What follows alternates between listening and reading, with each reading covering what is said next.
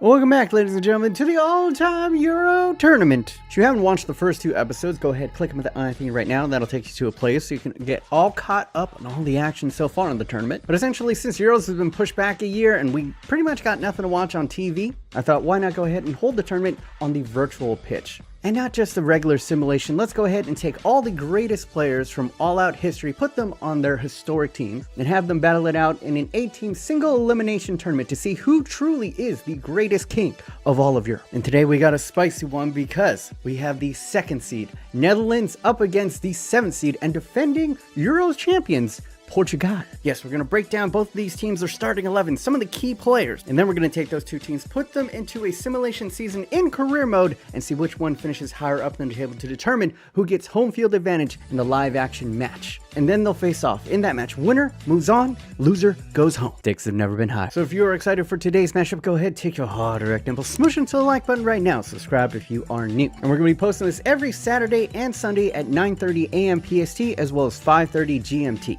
So tell your friends, come to the premieres, and if you're in the premiere right now, go ahead, spam Q in the chat to let me know if you're on quarantine. But without further ado, let me introduce you to the 2nd seed, all-time Netherlands.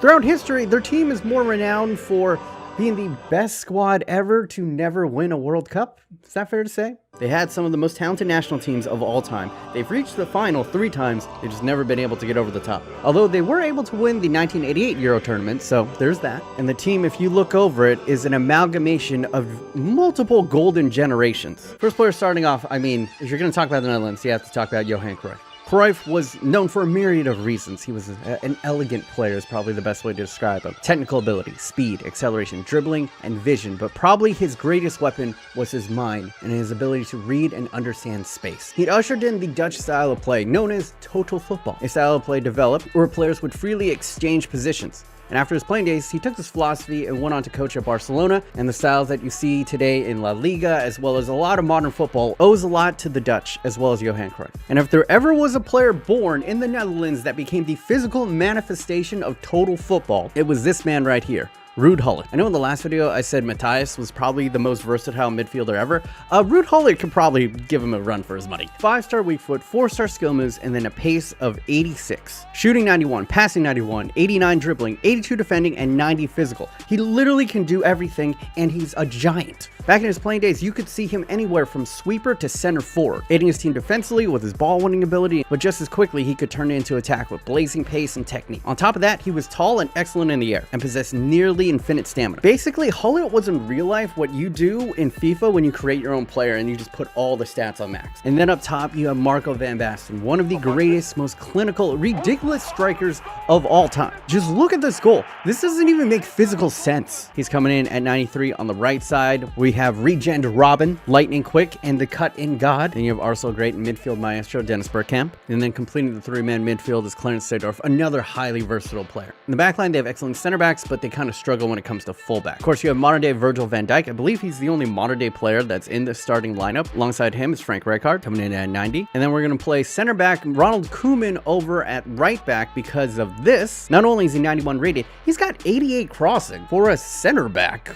And then at left back, this is going to be kind of ridiculous, but we're going to go with Stam. For you guys who are too young, Jaap Stam was maybe one of the hardest men ever to play the game. He was the physical encapsulation of a shithouse. Just one of the meanest ever to play. And early on in his career, when he had a bit of pace, he actually played as a right back. So we're going to slot him in the left back position. Probably not going to do that well there, but it's better than the other options that we had. And then in between the sticks, you have the incomparable Manchester United legend, Edwin van der Sar. As you can see, we're playing a 4-3-3, and to encapsulate their version of total football, and I don't know if this is going to mess them up or not, but you can see that all the attacking players, I have come back on defense and free roam, and then all their attacking players join the attack. I don't know if this is actually going to work, but it should make interesting gameplay.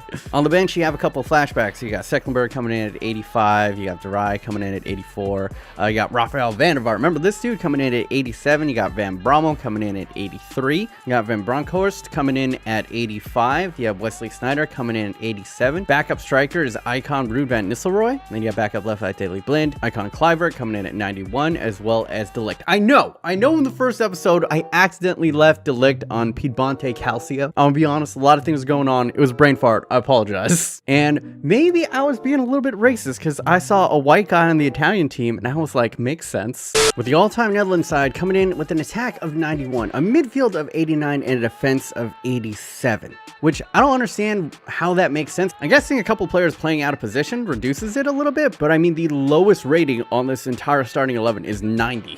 But how does it compare to the defending Euro champions, Portugal? Portugal have not really been seen as a footballing powerhouse, at least up until the early 2000s. That's when their dubbed golden generation came of age. Players like Luis Figo, Rui Costa, Deco, Carvalho, and a young Cristiano Ronaldo all ripened at the same time. They were considered the strongest team of the tournament in 2000 as well as 2004. But for some reason, they just couldn't coalesce, only reaching the semifinals in 2000, and they made it to the final in 2004 before a shock upset up against Greece. That being said, they got Ronaldo. And when you got Ronaldo, you got a shot. What else can be said about this man that hasn't been said already? He could go down as possibly the greatest or the second greatest player of all time. Physically, maybe the most gifted offensive player of all time. I can see I've round back the clock on all of these players. So this is prime 94 rated Cristiano Ronaldo at the peak of his Real Madrid days, with his pace, shooting, and dribbling all 90 plus. I contemplated putting Ronaldo at striker, but then, yeah, I mean, they got icon Eusebio, aka the Black Panther. This man was a goal machine back in the day. He was known for his speed, technique, athleticism, and his ferocious right-footed shot. When I say goal machine, he literally was a goal machine. He won the Golden Boot in the Portuguese League a record 7 times, and even captured the Ballon d'Or in 1965. And he's aptly named the Black Panther because he was also groundbreaking in the fact that he was one of the first truly world-class players to be African-born. And then at the right-wing position, you have the incomparable and equally as handsome Luis Figo. Look at him, just looking like Lord Farquaad. For you youngsters who didn't know, this man was essentially Ronaldo before Ronaldo, just not quite as good. He began his career as a winger magician, powerful, pacey. He could look to score if he wanted to, but probably his best asset was his tactical mind, as well as he had one of the best crosses you've ever seen. So as far as attacking firepower go, Portugal is Gucci, baby. Cam position, I kind of flirted with putting my boy Bruno Fernandes in there, but Bernardo Silva is at the higher rating right now. He's 87, and he's played cam for Manchester City a couple times, so we're slotting him in.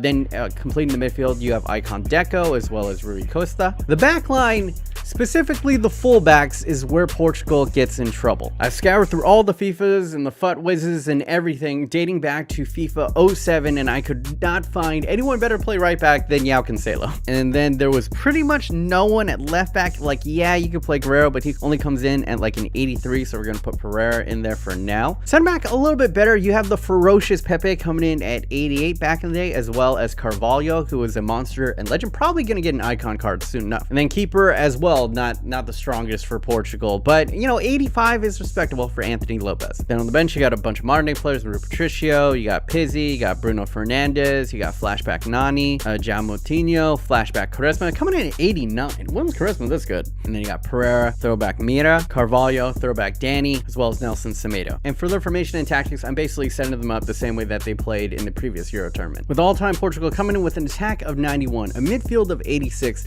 and a defense of 85. Definitely one of those teams that are going to try to outscore their opponent more than turtle up. Aw, thanks EA. And all right, now what we have done, we've taken these two historic teams, we placed them into career mode, and now we're going to sim to the end of the season and see which one finishes higher up in the table. All right, let's go ahead and get that started. Now, as you can see, I placed them into the Premier League, so it could be kind of a neutral ground, and for me to remain neutral, I shall be simming as Manchester United. And a reminder that the winner of this gets home field advantage, as well as gets to play in their home ground for the live action match. Does it really give them an advantage? You guys could be the judge of that, but I guess we'll find out at the end of the season. Take it away, Time Wizard.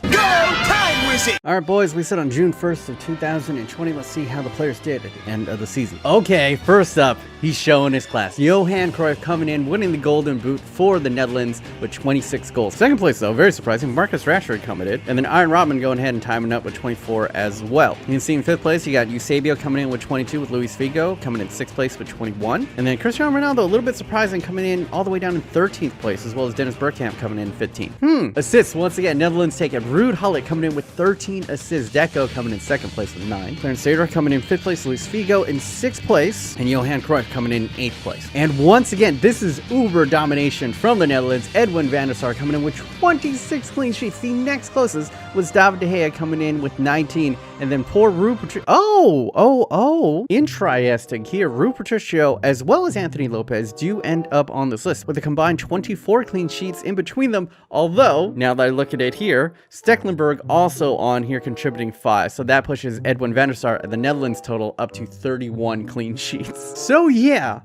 I think Netherlands just kicked the dog shit out of fucking Portugal here. Oh no. Oh my god. I'm sorry, Portugal. I'm so sorry.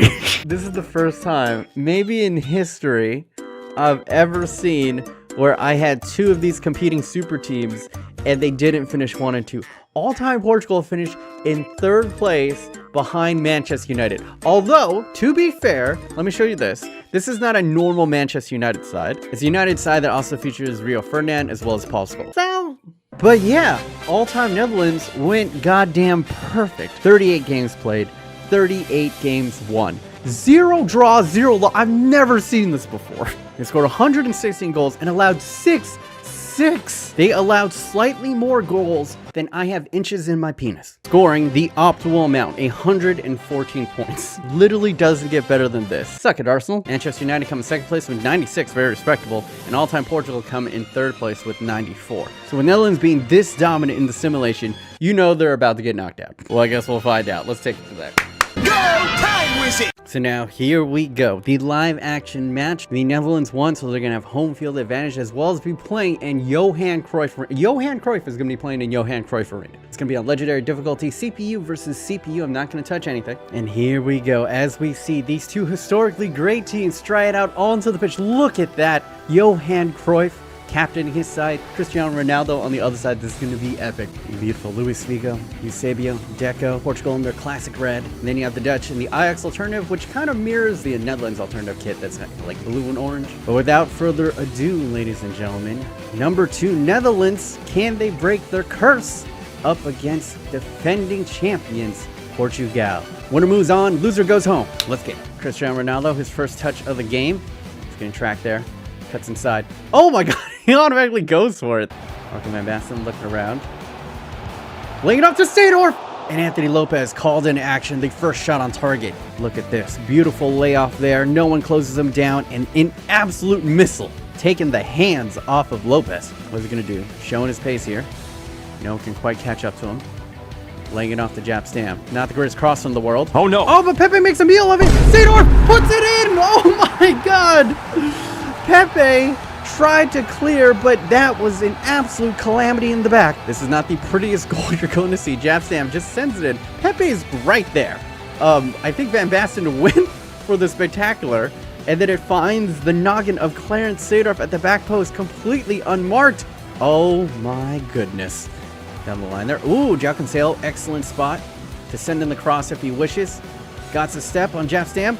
Oh, but Ruud Hullet tracking all the way back. Total football coming into play. Bernardo puts it up. Gets her. Oh my god. What is going on, ladies and gentlemen? Eusebio has equalized. Neither teams can take charge in the back right here. It gets skerfuffled. And look at that. A flick up from Bernardo Silva puts it perfectly on the head of the Black Panther. And look at that, using his vibranium noggin and getting it. Whoa, that was right next to the head of Edwin van der Sar. How did he not save that? Critical errors on both sides, and we are equal at 1-1 apiece. The goal machine puts another one in the cock. Rui Costa linking up with João Cancelo. Oh, beautifully played down the line. Virgil van Dijk cannot close it down. It's a cross. It's a danger ball. Koeman able to deal with it. Deco now looking. Both teams are stretched. Bernardo tries to play it forward, but Virgil van Dijk vigilant. This is exhilarating back and forth football from both sides. Pepe going for the Hollywood ball over the top. Ronald Koeman collects that. What a first touch from Ronald Koeman. Oh no. Oh, what? What is going on? Virgil van Dijk hit it directly into Bernardo Silva. What? Just to miss it. What was that for Virgil van Dijk? Best defender in the world, my ass. Hold it in the corner against Ronaldo. Oh, wait, Ronaldo steals it. It's there, and Virgil van Dijk makes up for his mistake because Eusebio was lurking. And oh my god, we got ourselves a man. The first half defined by critical mistakes on both sides, if I'm gonna be honest. A lot of first game nerves here. It is tied at 1-1 with 3 shots apiece. 2 shots for Netherlands on target, while Portugal has 3 shots on target and fairly even in possession. It's pretty much down the middle. And I have no real idea who's gonna win this. Flicks it back. Pepe sprays it forward, first time to Cristiano Ronaldo. That was ridiculous. Lay it off to Deco. It slows down now. Ronaldo still onto it. Koeman has done well. Oh my god, what a ball! And Deco cannot find the back of the net, but what a goddamn ball from Cristiano Ronaldo. And now the Netherlands are on the counterattack. Iron Robin, he's got the pace. He's the fastest player on the pitch. He's got Marco van Basten ahead of him. What does he go here? To Van Basten, Carvalho able to intervene right there. Looking inside. Cuts inside. No one's really marking him. Kind of running a screen. Ruud Gullit, he's in space. He can shoot it. Oh my god, Lopez. Crucial intervention. I would have bet the house that Ruud Gullit was going to put this back in the old onion bag right here, but directly right at Lopez. Not his best way. Oh, he's dangerous. He's dangerous. Gives it over to Robin. Freud. Back to Sam. Back to Robin. He's onside. He's going to look to send it to the back post. He gets taken down. It's a penalty. Deco absolutely wipes out Robin. Let's see it. Yes, just dives in wildly. Not very Deco-esque. He's not really renowned for his tackling ability or his ferociousness. But a huge moment in the 62nd minute right here. Marco van Basten, one of the greats ever to strike the ball. Oh my god! He missed! Marco van Basten just missed a penalty straight up. This is wild. And it stays 1-1 over to João Cancelo. He can get a good cross in here. Jap Stam. He loses Jap Stam. Puts it to Ronaldo in the back post. Ronald Koeman, great intervention. They're sending it forward. Bruno Fernandes tries to sprint. Oh my god, Ronaldo's in! I don't know why he sent it back. He was completely in. But still they have it. Pereira. He's got Ronaldo in front of him. He's got players in the box. Ronaldo's there! Eusebio! Oh my god! I thought for sure Ronaldo would claim this, but he actually ducked under it for the Black Panther to come in. And Portugal have taken the lead over second seed Netherlands. What is going on? Pereira, no one marking the flanks, sends it in, and Frank Rijkaard can't get onto it, and the scissor kick from the Black Panther sees his team maybe advancing in this all-time tournament. And once again, point blank, pretty much right next to Edwin van der Sar. Can the Netherlands find a way back here, or are they doomed once again to choke it in the biggest of competitions? Frank Rijkaard desperately trying to get onto it, but in the second minute of extra time, I think this is going to be it. Netherlands are gonna go out. Oh my god, and just like that, the 2 highest seeds, Italy and Netherlands, are eliminated in the first round of this tournament. Anything can happen. Literally any of these countries can win. It is chaos. Pure and utter chaos. And it's that man, this bad man, Eusebio, who took this game by the scruff of its neck and sees Portugal through. The defending champions live to fight another day. And you can see that the Netherlands were arguably more dominant. They had 7 shots to 5 shots, but the Portuguese were just more clinical. Of the 5 shots that Portugal put, they had all 5 of them on target, as opposed to the Netherlands, who had 7 shots, but only 3 of them on target. And possession was pretty much split down the middle, 50-50. And that comes close to the 3rd match in this all-time tournament. And we got 1 more match to go. 3rd seed Spain versus 6th seed England. England boys in the house, you know. And that'll be coming out Saturday. Once again, every single one of these matches are going to be held on either Wednesday or Saturday, because I just want the format to be very similar to what the Euro tournament would have been. If you want to get all caught up on the series, go ahead and click up here. If you want something a little bit different from me, go ahead and click over here. But yeah, that is pretty much going to be it. Guys, stay safe, stay home, sanitize your phones, and until next time, stay thick.